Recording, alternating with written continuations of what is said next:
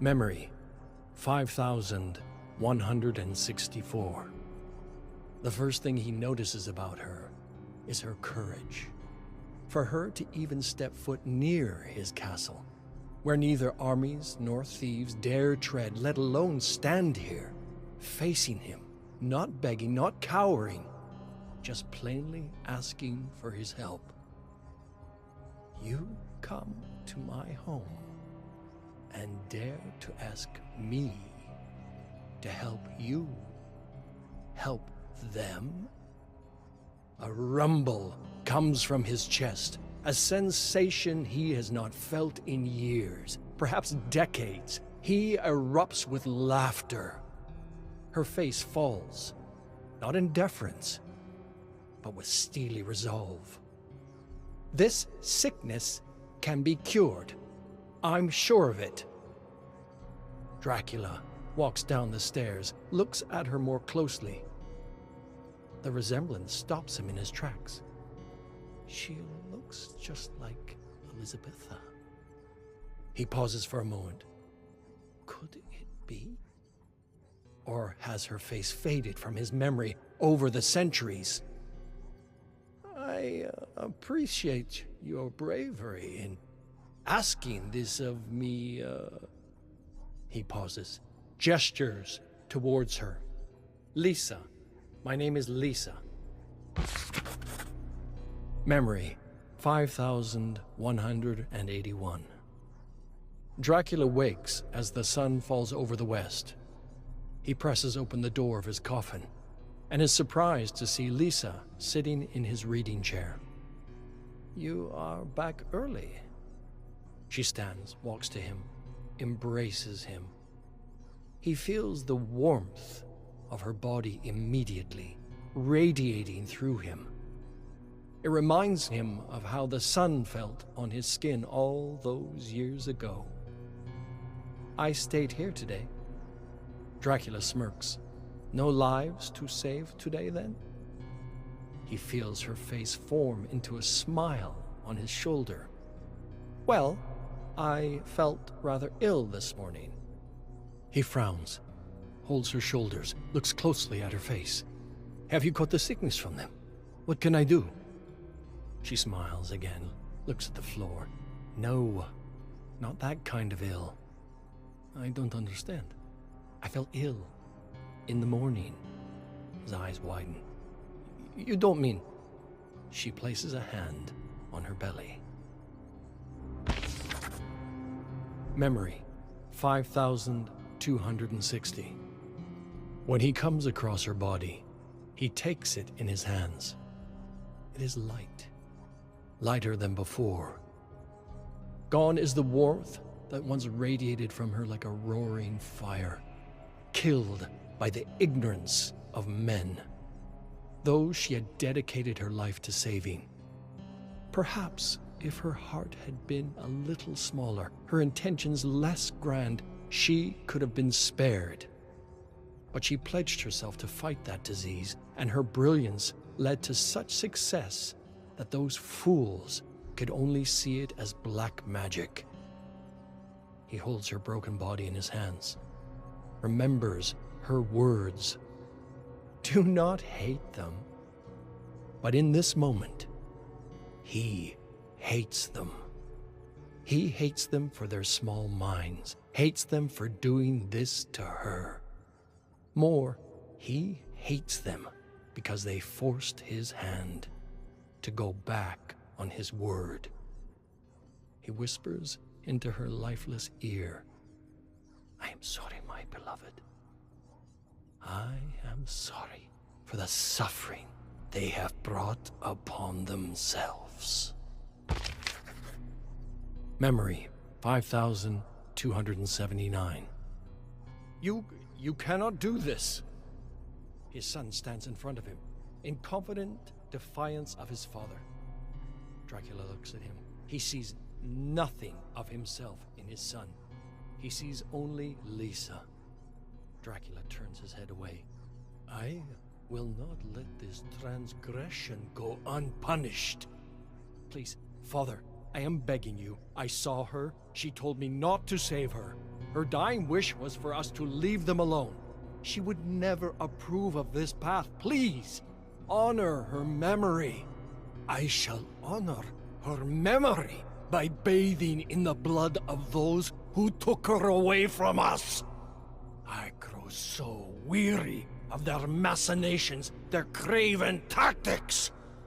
To kill her during the day, when they know I could not retaliate, they will suffer as I did. Then I have no choice. Adrian draws his blade, faces his father. I take no pleasure in this, Father. I do this for her. Memory, 5293. He stalks the castle floors, looks upon the army he has raised, terrible, twisted creatures. He hears the grinding of bone across the marble, the flaps of leathery wings. Despite all the noise and chaos, his castle still feels empty. He has spent months summoning, gathering this loose coalition of monsters under his banner, but he can feel nothing for them but disgust. He wordlessly walks past the ghouls and devils as they growl and snarl and gnash their teeth at one another. While they will wreak havoc on those miserable souls who took Lisa from him, they will be disorganized. If only his son were here. Death sees the look on Dracula's face and speaks up. He will see reason, Lord Dracula, but he must hear it from you. And how do you suppose I should go about finding him? Well, interesting that, Lord Dracula. Word is that he haunts the very halls of this castle, hiding from the people of Wallachia, from his own true form. He is your heir. He will see reason. Dracula sneers, levels his eyes at death. My heir? I gave him everything, and he turned on me. Tell me, what more a father can I be? What more can I give him to make him see this reason? Death turns his head to the legion of creatures in the Great Hall. I did not mean to suggest that you had not done everything for him. Just that he lost her too, his mother. And a fire must too burn inside of him. Dracula pauses, considers this advice, considers his own blood somewhere in this very castle, still so close. I shall consider this, Death. Thank you. You have given me much to think about. Memory, 5306. Dracula snarls. Another Belmont. Of course it's another Belmont. Indeed, Lord Dracula, he... Enough! Send everything we have to stop him. Be gone. Belmont. Just saying the name makes his lip curl. Generations upon generations of them, foolishly dedicated to ending vampires' bloodlines. All because their progenitor, Leon, couldn't see the big picture. Foolish or not, that weapon passed down through their family is a true threat. The vampire killer. They never were ones for subtlety. This new one, Trevor. Dracula has heard rumors of him, but nothing that made him sound like anything more than a pale imitation of his forefather. The last of his line, too. Dracula smiles.